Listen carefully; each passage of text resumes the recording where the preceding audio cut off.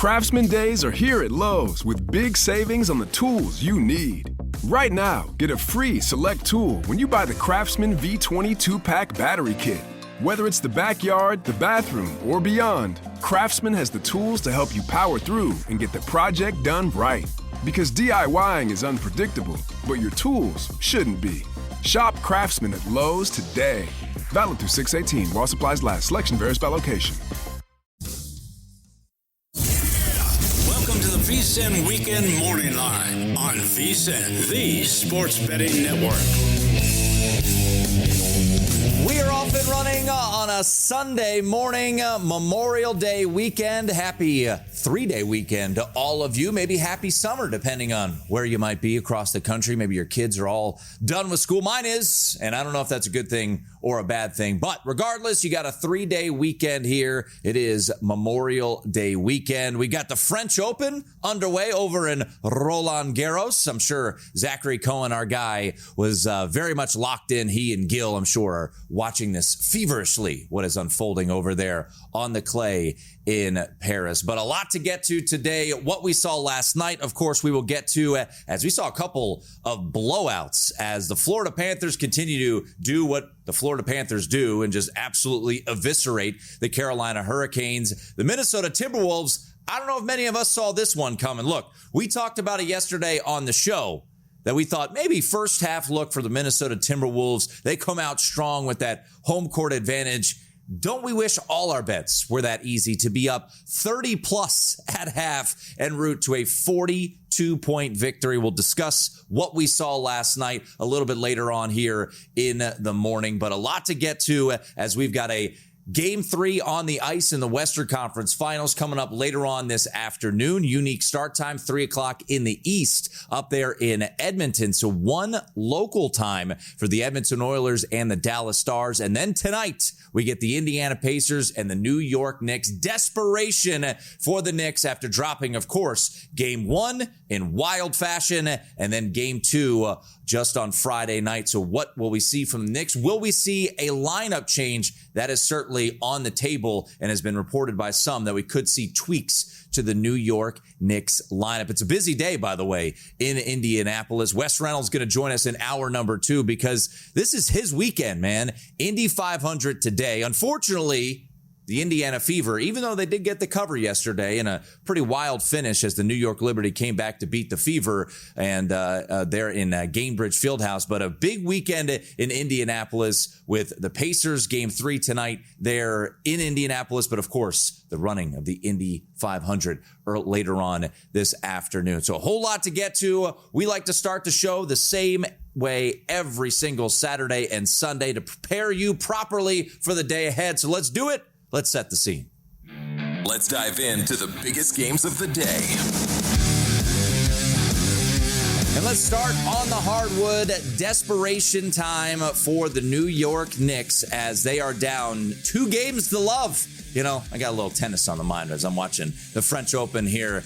Some of us out there, New York Knicks, bet this series to go over 5.5 games. I don't care if you lose this series, but could you get a win so we could extend this thing a little bit more? Right now, the New York Knicks find themselves as a 2-point underdog to comparison shop what this series has been. Game 1, Knicks were a 4.5-point favorite. Of course, we saw them squander a double-digit lead late in the fourth quarter. The Pacers had the Knicks had a 99.8 win probability in the closing minutes of that fourth quarter. And then Aaron Nesmith decided to go all nuclear on the on the New York Knicks. So 4.5 went to 6 because, well, you're down 0-1. You got to win Game 2. Not the case as the Indiana Pacers won that one as well. So here we sit on game number 3 later on tonight in Indianapolis, and the Pacers find themselves as 2-point favorites at home. The total sitting at 223.5. What has the total done throughout this series? Game 1,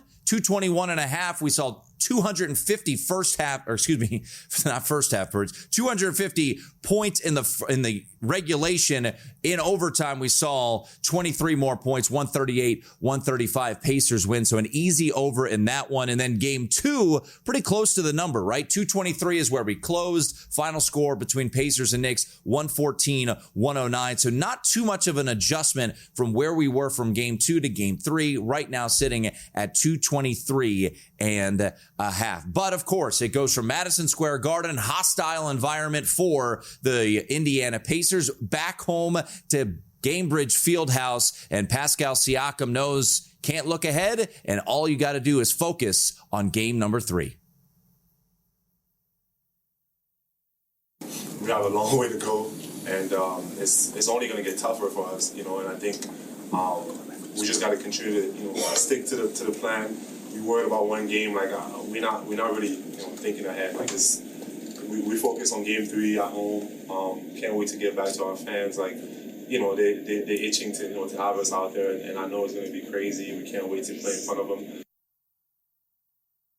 Game 3 tonight, a little after 8 o'clock in the East. Pacers right now a 2-point favorite against the New York Knicks. Here's a couple notes regarding the New York Knicks, and, maybe earmuff it if you're a Knicks fan out there. In NBA history, teams who have gone out to a 2-0 lead in the conference finals are a combined 76-6. How about this for the Knicks starters? And this has been a big talking point over the past couple of days. The Knicks starting lineup is minus 29 here in the Eastern Conference Finals from a plus-minus standpoint, and minus 81 in the playoffs. So that is, not the greatest, and why we ultimately could see a lineup change. The Knicks have 5 lineups that have played at least 30 minutes together in the playoffs. The starting group, from a defensive standpoint, has a defensive rating of 117.6, which is by far the worst. To put that into context, the Suns were 27th defensively during the regular season, and they had a defensive rating of 117.7. We could see a defensive change. We'll get to that here in a moment, but let's hear from Karl Anthony Towns as his Knicks head to Indiana, down 2-0. As quick as you win 2 games is as quick as you can lose 2 games. So just bank on my experience, and we just got to execute at a high level. So there you go, Karl Anthony Towns. So the tweak that we could potentially see, as this was reported from Ian Begley who covers the Knicks, he said, hearing game 3 lineup change strongly considered by Knicks is to move Mitchell Robinson to the starting lineup and have Josh Hart come off the bench. So we will see how this one unfolds. We'll have much more on this game as the show goes on. We'll also go behind the counter. Thomas Gable from the Borgata will join us. But once again, a lot of tweaks here potentially coming for the New York Knicks, and we'll see if they're able to pull this off and to make this a series as they are down 2-0. On to the ice, and it's this afternoon when we will see the Edmonton Oilers take on the Dallas Stars in game 3 of this series. Game 1, thanks to a 5-goal third period from the Dallas Stars, gives the Stars a 6-3 win. Edmonton responded with a shutout of the Stars in game 2. So we've seen the overhit in one of these 2 games, game 1, and we've seen the underdog take care of business in one of these 2 games. Because of that, the total gone down to 6 minus 20 to the over, and we've seen Edmonton take some money here. They're out to a minus 160 favorite against the Dallas Stars. Chris Knobloch, the head coach of the Edmonton Oilers, thankful that they're headed back home with this series even at 1 game apiece. Coming back to Edmonton down 2 would have been very difficult against this team. I think we've responded really well after losses for the most part, and we knew we needed a good effort to get that win. And there's a lot of things I liked. Definitely liked the fact that we won the special teams battle in game 2 with a power play goal, and penalty kill looked good. Obviously, Stuart Skinner's play has been tremendous. The 3 of the 4 games is an understatement. And then, getting contributions from everyone, and everyone digging in and playing pretty well. The head coach of the Edmonton Oilers as a afternoon slate. So a quick turnaround here for the Stars and the Edmonton Oilers, as on Friday night, it was a victory for the Edmonton Oilers down in Dallas 3-0. And as you heard from Chris Knobloch there, 3 out of the last 4 games, we've seen a shutout from the netminder of the Edmonton Oilers, Stuart Skinner. So right now you're sitting at -160 in favor of the Edmonton Oilers. Total sitting at 6, -20 to the under. We've seen some Edmonton money hit the market here as it opened -145. It has climbed out to -160. So Edmonton out to a 15 cent difference from where it opened and where we are right now. Just to comparison to look at where we were from game 1, Dallas closed around a -125 favorite. Of course, they were down going into the third period, and they scored 5 goals in that third period to win ultimately 6-3. Over hits in that one. And then on Friday night, -115. Short plus money price there for Edmonton as the Oilers won 3-0. So a whole lot to talk about today here on the program. We're with you every Saturday and Sunday from 10 to 1 p.m. Eastern time. We'll take a look about what happened last night. But first, let's let you know what's on tap for today's program. Coming up bottom of the hour, we will talk a little more puck with Greg Wyshynski of ESPN. He was in attendance of Florida's win over Carolina last night. So we'll get his thoughts coming up in less than 20 minutes. Thomas Gable will take us from behind the counter there. Who will they be cheering for this afternoon? In hour number 2, we had to bring back on our guy, Matt Grissom, after handing out a plus $2 winner yesterday with Ole Miss getting the victory in college baseball. It is the final day of the college baseball regular season. We've got conference championships. So who should we be looking to bet when the bracket comes out on Monday? Also in hour 2, Wes Reynolds will give us his thoughts on his beloved Indiana Pacers at 11:30. Zach Cohen with his NBA best bets, and I'm sure some thoughts on what's unfolding there at Roland Garros. And then Reed Wilkins live from Edmonton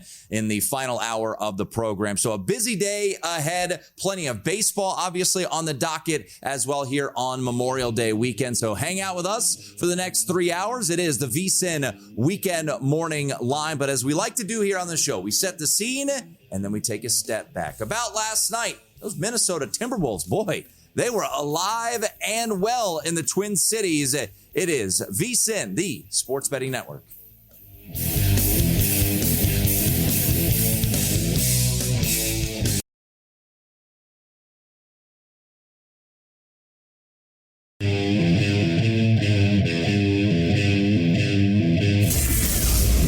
Tuned in to the VSiN Weekend Morning Line.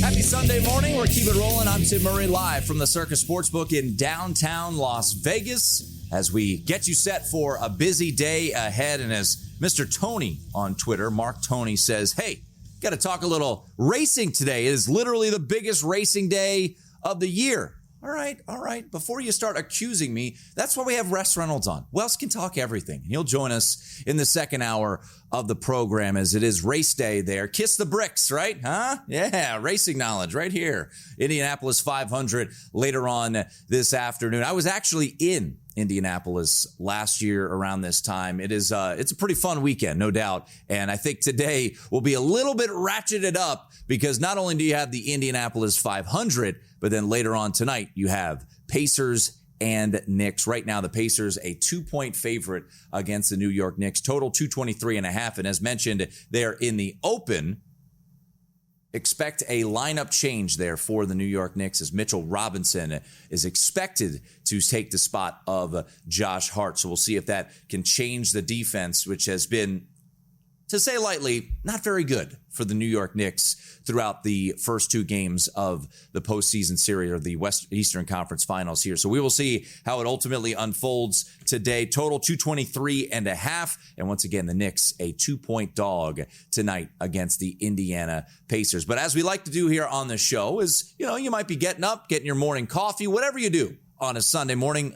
I don't judge, but I like to tell you what happened last night. So before we go all the way forward, we do like to take one step back. We call it about last night as you're getting that grogginess out of your eye there on this Sunday morning. And you might have to double take if you didn't see the game last night. You know, it's a holiday weekend. You were out and about, whatever it may have been. You might have had a pool party to go to, a barbecue somewhere. And then you wake up this morning, you say, wait, what now? The Minnesota Timberwolves won 143-101. They held the Oklahoma City Thunder to 14 points in the first quarter last night. How is that even humanly possible? Well, it happened as the Minnesota Timberwolves, as a short home dog, absolutely obliterated the Oklahoma City Thunder. And something that has not happened in quite some while, as Owen Phillips pointed out there on social media. For the first time since March 25th, the Oklahoma City Thunder lost the turnover battle. So just goes to show you how elite this defense has been for the Oklahoma City Thunder, but it wasn't the case last night. Shai Gilgeous-Alexander, of course, was held to 14 points. So if you played under 32.5, I don't know if you've had much easier winner in your life, as last night as SGA was held to just 14 points. It was minus 32. Let's hear from the NBA MVP following his team's 42-point loss last night to the Timberwolves. It happens. Like, you're never going to be perfect in life in a long season. Now you get punched. It's about getting back up. It's about responding, and that's what the next challenge is. We got punched in the mouth today, and next game we're either going to get back up or not. Season low 14 points for Shai Gilgeous-Alexander last night, but it is the NBA playoffs, and we've seen blowouts happen. So if you're an Oklahoma City backer, it's not like they've magically become an underdog in the series. They still are significant favorites to ultimately win this series. They still are odds-on favorites to win the NBA championship. But I imagine the doubt that creeped into some folks' minds during the Denver series might have crept in a little bit more last night. But we'll see how ultimately tomorrow looks when these two teams go head-to-head there in Minnesota for game number 4. But we will at least have, we know, a game back in Oklahoma City, as this could be the old gentleman's sweep situation. But Julius Randle, you think about what he did in game 2, or what he didn't do in game 2. Just 6 points for Julius Randle, but he talked about his relationship with Chris Finch, his head coach, and why that ultimately led to a strong effort yesterday. 24 points for Julius Randle in the T-Wolves' 42-point victory. Me and Finch been, through all the ups and downs this season. He knows who I am. I know who he is. Me as a competitor, obviously, I want to play and do anything I can to help our team win. And I know he trusts me to do that. And I also know I trust him to do what's best for the team at all times. I know he doesn't have any ill intent. 24 points for Julius Randle last night. Anthony Edwards goes over his player prop last night, as well as he goes for 30 points. We had talked about the 3-pointers for Anthony Edwards with Douglas Farmer, and ultimately didn't pull the trigger on over 3.5 threes at plus 110, which was the number out there. But for Anthony Edwards, we talked about the kind of randomness of this stat, but it came back home last night, which is Anthony Edwards so far in this postseason in game 3s. I don't know if the Minnesota Timberwolves are going to be playing another game 3 this postseason as they trail 2-1 and are around, a plus 575 dog to come back to win this series. But worth noting, if Anthony Edwards plays in a game 3, let's go ahead and play over his 3-point prop. He had 5 threes against the Lakers in game 3, 29 points. He had 5 threes against the Warriors in game 3, 36 points. And then last night, Anthony Edwards in the victory, 5 more threes, 30 points for Anthony Edwards. And also, we saw something we hadn't seen all series, a dunk. Multiple dunks from Anthony Edwards. So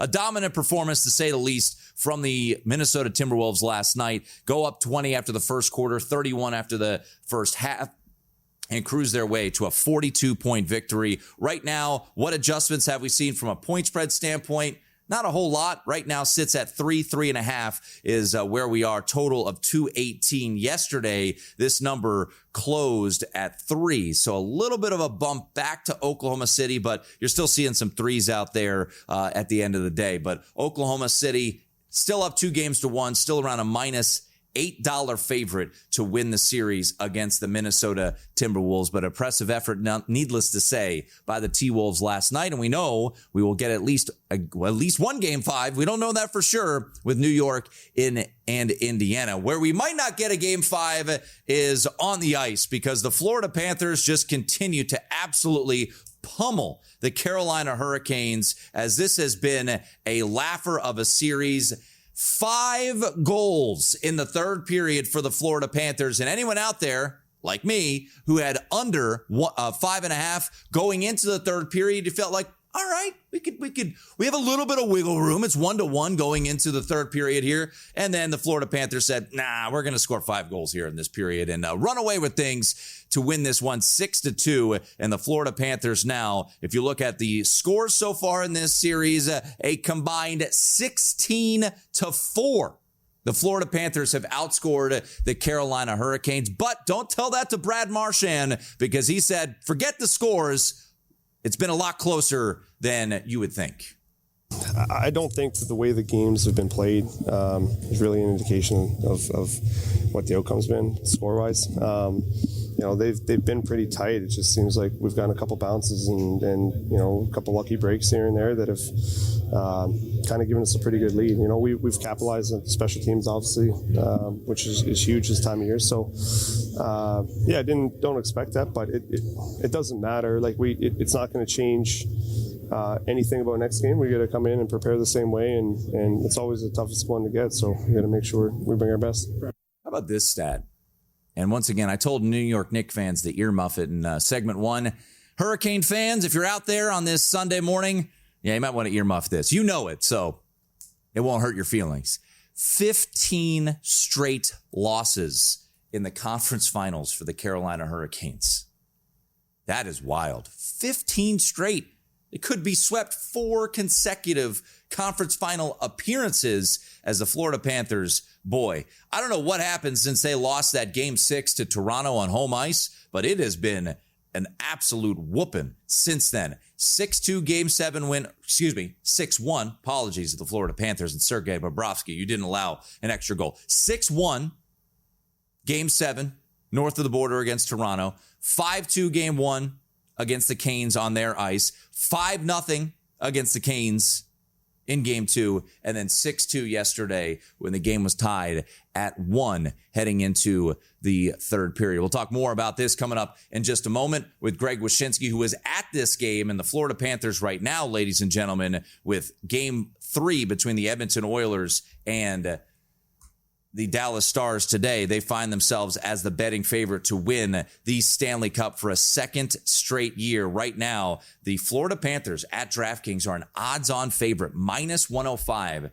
to hoist Lord Stanley's Cup. Edmonton +220, Dallas +360. I don't think it would be a good bet to bet the Carolina Panthers at 35-1, but if you're so inclined, there are odds on the Hurricanes to come back from this deficit and also, to win the Stanley Cup. So the Florida Panthers certainly looking like they will be playing in the Stanley Cup final for a third straight year. Greg Wyshynski coming up in just a moment. But also, folks, as you know, the NBA playoffs are rolling along. We've got a Eastern Conference Finals game tonight in Indiana, and our partner Profit X is offering the best odds all playoff long. Profit X is a peer-to-peer sports exchange available in 40-plus states. You'll be able to make your sports picks against other fans rather than against the sportsbooks. Exchanges guarantee you the best odds on average by 10 to 20%. Download Profit X today and use the code VSiN, VSIN, to earn up to $200 in profit cash over your first month. Greg Wyshynski from ESPN. He joins us next. You're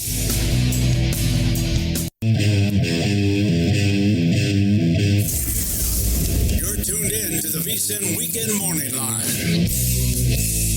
We keep it rolling here on a holiday Sunday. I'm Tim Murray, live from the Circus Sportsbook in downtown Las Vegas. We'll check in with Thomas Gable from Behind the Counter coming up in 15 minutes. Being there in Atlantic City, is Thomas cheering for the Knicks, or is he seeing that Knicks action come in? Because I can only imagine Knick fans, they are very calm, right? They're not going to overreact to anything. It's not like they'll go out and celebrate winning a second round series by doing chin-ups on street signs in downtown, New York. So, but have they jumped off the ship? We'll ask Thomas that coming up here in just a little bit. But last night, ladies and gentlemen, we saw the Florida Panthers explode in the third period, much to the chagrin of some, me, and to talk about that, also what to see this afternoon, Edmonton and Dallas, we head to our progressive guest line from ESPN. Greg Wyshynski joins us right now. And Greg, I texted you last night. I hope you didn't have under 5.5 like I did, because boy, 1-1 going into the third period. I'm like, okay, we got some wiggle room here. And then we see 3 goals in the span of 7 minutes. And I knew I was in a lot of trouble. And ultimately I was. But what is it about this Florida team? Since that 2-0 loss to Toronto, they have just absolutely turned it on. I think they've scored 22 goals over the last 4 games, Greg. So what is it about this Florida squad that has just catapulted them into this offensive explosion over the last 4 games? Well, first of all, as a Brooklyn Nets fan, my heart goes out to all those Knicks fans in the city with their brand new hats they just bought in the last month that still have the stickers on them. It must be really hard for them to be dealing with all this right now. Look, the Panthers are just on another level. We have not seen a dominant playoff team like this in quite a long time, where they can beat you in any variety of ways. I mean, they're an offensive machine, outscoring Carolina. I think the last count was 16-4 in these 3 games. They punch you in the face and walk away and don't care if you want to punch back. They've got incredible goaltending with Sergei Bobrovsky. And I talked about this with Brad Marchand last night. I don't think I've ever seen a team that can smell blood in the water better than the Panthers. It just seems like every time they get a lead or get an advantage in the game, they just pile it on. They don't give you a single opportunity to feel like you're going to be able to come back in a game or overcome what they're throwing at you. And, they had a couple hiccups in the Leafs series. They obviously had a hiccup in the Stanley Cup final last year against Edmonton, where they allowed them to rally from a 3-0 deficit. But you're seeing this team mature, understand what needs to be done to close out series. And it's just, for a fan of playoff hockey, it's a marvel to watch this team. Florida right now looking around a -170 favorite heading into Monday night's Game 4 down there in Sunrise. Greg Wyshynski will be there in attendance as we'll see if the Florida Panthers wrap things up against the Carolina Hurricanes. But, you look at Florida right now, and you don't want to put the cart before the horse, but when you're looking at a 3-0 lead, you're feeling pretty comfortable thinking that the Panthers are going to be playing for the Stanley Cup. And we'll talk more Dallas-Edmonton here in just a moment. But I was looking at one shop today. They're around a -105 favorite, Greg. Florida is to win the Stanley Cup. So I know it's early and you've got to still focus on the 2 final conference finals. But when you look at this Florida team, Dallas and Edmonton waiting on the other side, does it feel like it's inevitable that we'll see a back-to-back Stanley Cup champion for the first time since the Penguins in 16 and 17? First off, I think 170 is a little light for Monday, if I'm being honest. Yeah.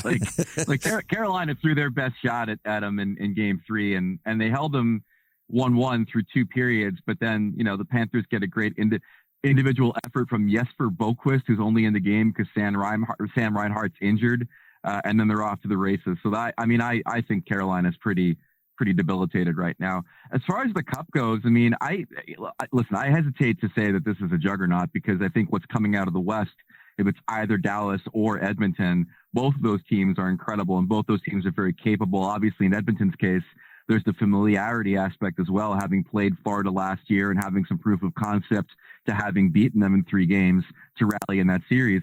Plus, if Edmonton keeps trending in the direction they're going, defensively, they're probably better than they were last year in front of what's still kind of specious goaltending.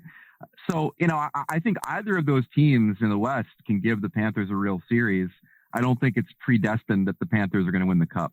We're talking once again to Greg Wyshynski from ESPN. You could follow him on social media at Wyshynski. Early afternoon game, 1 o'clock local up north of the border. So quick turnaround for both of these teams after a Friday night tilt down in Dallas. This game will be on ABC. And, you see Edmonton and, after the game, Connor McDavid was joking to the media saying, yeah, we could play some defense too. 3 of the last 4 games have been shutouts. And, Greg, when you look at this series, I think I mentioned this yesterday on the show, you could make a pretty strong argument that Edmonton's been the better team for 5 out of the 6 periods. Unfortunately for them, they just gave up, 5 goals in the third period of game 1. Edmonton around a minus 160 favorite today. We can get to the total in a moment, but what do you feel like is going to unfold this afternoon north of the border? Yeah, and you're right. I mean, I caution Stars fans after the euphoria of winning game 1 that not every game is going to have 3 consecutive penalties to start the third period and 3 consecutive power play goals on those power plays. I mean, it's just not going to happen. They've got to clean up what they're doing at 5-on-5 Dallas. I hesitate to give too much credit to the Edmonton Oilers. The Dallas Stars had 40 shots that missed the net or were blocked in game 2. They had more turnovers in the first 2 periods of that game than they had in any complete game in the playoffs. They did not play very well. They did not execute their game very well. But I can see why Edmonton is a favorite today. I mean, we don't know what the status is of Rupe Hintz, the top center for the Dallas Stars. Obviously, 5-on-5, they've really not played all that well or gotten to Edmonton's level. But they've been a pretty good road team throughout these playoffs. You still believe that they're going to go into Edmonton hoping to get a split to preserve home ice for themselves. Will it be today? Will it be game 4? I don't know. But clearly Edmonton is trending in the right direction in this series. So what do we make of Stuart Skinner? Because he is now, got shutouts in 3 of his last 4 games, as mentioned, but this is still the same goaltender that got pulled after the first 2 games of the postseason when they lost 6-5 and 6-2 to the Los Angeles Kings. So are we back in? I mean, I guess put it into baseball terms. Is this like being a reliever? Do you have to have a short memory? Is he just, on a heater right now? What do we make of Stuart Skinner? Because the numbers right now, I think he's tied for the lead this postseason, Greg, in shutouts. And he was also pulled and lost his job after, games 1 and 2 of the first round. All of his wins have been by shutout. And that's not him though. Like that's the defense in front of him. I'm sorry. Like the guy got absolutely spanked in game 1 in the third period by this Dallas team. Again, you look at the numbers of what Dallas put up in game 2 with the missed shots and the giveaways. They're literally gift wrapping the game to Edmonton. So I think he can play competently, and I think when he plays competently in back of the Edmonton defense, when it's really clicking, that's what produces those shutouts. It's not to say that he doesn't make a couple big saves. He had one on Wyatt Johnston on the breakaway in game 2 that was pretty impressive. But I mean, ultimately, this is a guy you're just hoping for competency for. He's not a guy that's going to steal a series. He's not Bobrovsky.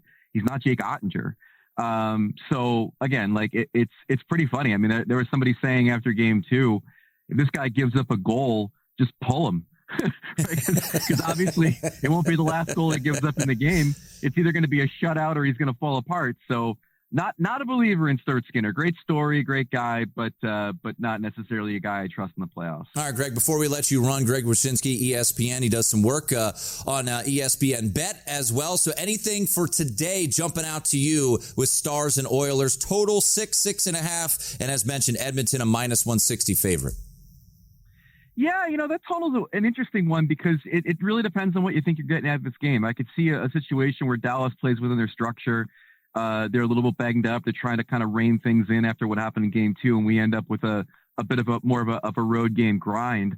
But there's also the opportunity for the Oilers to really blow this thing out. I honestly don't know how to get a read on this game because of the interesting time of puck drop and because of the uncertainty in the Dallas lineup. But I will say that, things are definitely trending in Edmonton's direction. If you're believing in them, if you're believing in what they're doing, I think probably looking inside of some of their player props is probably the better angle to take than trying to figure out what the total is going to be. He is Greg Wyshynski covering all things NHL right now down in Sunrise, breaking down Carolina and Florida, but he'll be all over the place for the Stanley Cup final. Greg, always appreciate the insight. Anytime. Thanks for having me. There he is, Greg Wyshynski. By the way, you can always tweet me at @1TimMurray. And Vegas regular, I apologize. He said, come on, Tim Murray. You forgot about the Lightning going back-to-back in 20 and 21. My bad.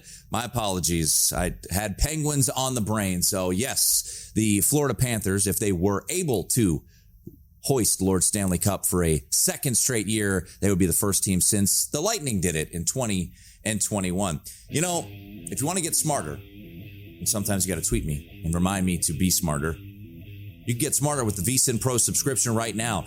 Through May 31st, folks, that's coming up. You can lock in 14 months for just $199, 2 extra months free when you use the promo code PRO, P-R-O, at checkout. VSIN.com/subscribe. This offer ends May 31st. Let's go behind the counter. Who will the books be cheering for today? We'll find out next. If you work in quality control at a candy factory, you know strict safety regulations come with the job. It's why you partner with Grainger. Grainger helps you find the high-quality and compliant products your business needs to inspect, detect, and help correct issues. And the sweetest part is, everyone gets a product that's as safe to eat as it is delicious. Call 1-800-GRAINGER, click Grainger.com, or just stop by. Grainger, for the ones who get it done.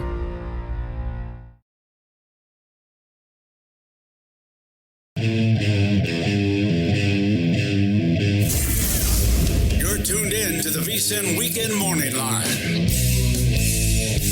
We keep it rolling here on a Sunday morning, and we've got a finish over in Monaco. The Monaco Grand Prix has concluded, and Lando Norris is your winner. So as I was talking to Thomas Gable, who's going to join us here in just a moment, off the air, why would you ever want to live in Monaco? That place looks gross. Just yachts and beautiful scenery every single moment you look over there. But yes, Lando Norris, your winner of the Monaco Grand Prix here on this holiday weekend. Indy 500 comes up later today. We've got NBA, we've got NHL, we've got plenty of baseball to get to. So we always like to get handicappers on, but we also like to see from behind the counter. So let's do that right now. Let's go behind the counter. Where are the lines changing? And where's the money going?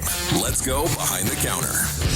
And we head out to Atlantic City to bring in our good friend Thomas Gable from the Borgata, where he is the race and sportsbook director. And, you know, last week we discussed the proximity for AC to both New York and Philadelphia, bringing you clientele from both of those cities. And I'm always curious because I asked this to Chuck Esposito here in town a bunch regarding being an odds maker for a local shop in Vegas, Thomas, in this regard. When the Golden Knights start to lose, do people start to bet against them? So I'm curious about the Knicks today because it has not been pretty. We know how much Knicks fans have been enjoying this run to the Eastern Conference Finals for the first time since 1999. But now they're down 0-2. They're going on the road. They're a short dog to the Indiana Pacers.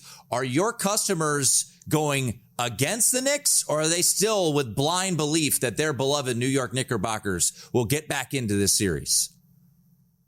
Yeah, they're not giving up, Tim. They're not giving up. Not this easy. I mean, even down 0-2, going to Indiana, it's not they're still backing them. So Pacers 2-point favorites coming into today. And, you know, going into game 2, we had Friday morning, we had I did the morning show with Dave Ross and Jensen Lewis, and we're just talking about series prices and even the game line itself. And pretty much everybody was at 6. I was at 6.5 here, and Dave was talking about the series price, and you know you can find plus 140, plus 145 on the Knicks, and I said go bet that wherever you can find it. Don't, because I'm not even offering that, close to offering that number here. You know, we were like plus 120 for the series price, so it's you definitely shop around because.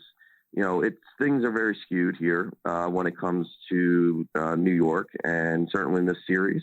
And you know, again today. It looks like we're going to need the Pacers. Obviously, a lot of time till tip tonight, but it's been mostly Nick money here early. Again, not only taking the 2 points, but also on the money line there as well. And we'll see where the decision lies. total sitting pretty much where you saw it for game 2, 223.5, 224. And that was actually in game 2 came right down to it. So just stayed under the closing number in game 2. But yeah, it's I think the Knicks fans are still believing that they're going to be able to do it here and come back. I mean, this is a gritty Knicks team, as we know, but it seems like Indiana has been able to push all the right buttons so far. And it's I was a little surprised in game 1 that the Knicks wanted to play at the tempo that the Pacers kind of want to go at. Obviously, game 2 was a little bit slower, but the concern obviously is the depth of the Pacers bench compared to what the Knicks can play. And Tibbs obviously has a decision to make. You're hearing some rumblings that the starting lineup today is going to be shuffled around a little bit, possibly Josh Hart coming in off the bench and Robinson starting. So I think they're just trying to find what's going to work here and hopefully turn the tide. Yeah, some of the defensive rating numbers are just putrid when you think about the New York Knicks, Karl-Anthony Towns, Jalen Brunson. So bringing in a bigger-bodied and defensive stopper, Mitchell Robinson, seems to be the thought process there. We're talking to Thomas Gable, our good friend from the Borgata, as he gives us the latest from behind the counter. I want to go back to Friday night because I don't mean to laugh, but one of our colleagues who will remain nameless, Jonathan Von Tobel, loves to see the New Yorkers in pain. I don't know what it is about JVT and his disdain of New York City, but on Friday night, you, of course, had the Knicks lose at home as a 6.5 point favorite to the Pacers. Then you had the unthinkable happen as the Colorado Rockies beat the New York Yankees. And to make matters worse, at Citi Field in the early morning hours in 13 innings, the Dodgers get a couple of runs in the 13th and beat the Mets. So Friday night, I mean, I can't imagine you're going to say it loudly, Thomas, but I got to imagine Friday was pretty good for you guys. Yeah, there wasn't a parlay left standing after Friday night. I'll say that. I mean, obviously, with the way the Yankees have been priced in this series with the Rockies, not too many people are betting them outright. I shouldn't say that. Yesterday, we took a few big bets on the Yankees and laying, $3.25. It's crazy, but it was, Friday was definitely a night of results you typically don't see. But when the Mets and the Yankees lose in the same day, and typically that's kind of the way our baseball results go. Not to break it down that simply, but if the Phillies, Mets, and Yankees all lose in one day, typically we're coming out ahead in baseball for that day. Friday night was just insane with the Yankees losing to the Rockies. So when you look at the Rockies, and today they're, I think, what are they, the Yankees today are minus 280 against the Rockies, and the Rockies around plus 240 or so. Have your customers just been coming to the window and just laying everything? I mean, you mentioned parlays with the Rockies, or against the Rockies, I should say. This team is on a historic pace to be one of the worst teams ever. So what have your customers been doing against the Rockies on a nightly basis? Well, it's definitely straight fade pretty much every day, whether, their opponent is included in every parlay that's coming in on the ticker. Depending on the outright price, obviously, the run line, has also been popular. But even, today with the Yankees run line, you're not laying a run and a half, you're laying 2.5. And you're still, it's, minus 135 to lay the minus 2.5. So it's the pricing is getting out of hand, but, it's not necessarily stemming the tide from the money that's coming in, because people are still willing to lay just because of how historically bad Colorado has been.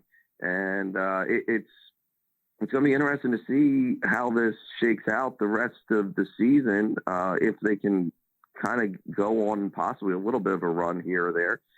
It'll be good for us, but I go back to that one a couple weeks ago where they got beat 21-0 by the Padres.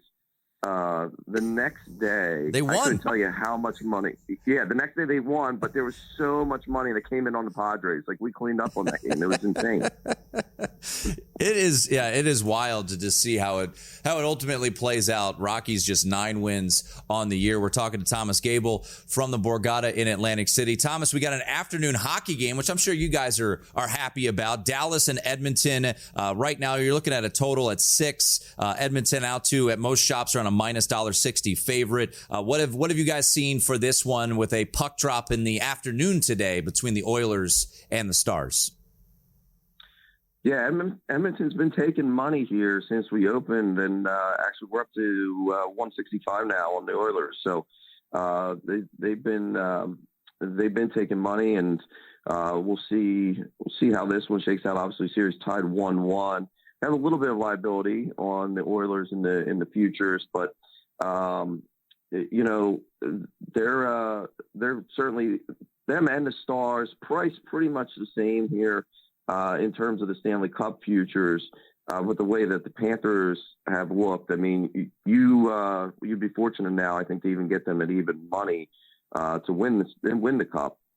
Possibly priced a little bit too high, but they've just looked tremendous, obviously, in this series against the Hurricanes. And we needed the Panthers last night. They came through. People thought that the Hurricanes were going to come back and make this a series, but it wasn't the case. But yeah, we'll probably, for today's game, we're going to need Dallas. He is Thomas Gable. Always appreciate him jumping on the program, and go check out his lovely spot there in Atlantic City, the Borgata. Thomas, appreciate it. Have a great holiday weekend. All right. Thanks, Tim. There he is, Thomas Gable, joining us courtesy of our progressive guest line. A whole lot to get to in hour number 2. We're just up and running. It is the VSiN Weekend Morning Line. Matt Grissom will give us the latest from college baseball, and Wes Reynolds, Indianapolis's own, at 11:30 Eastern.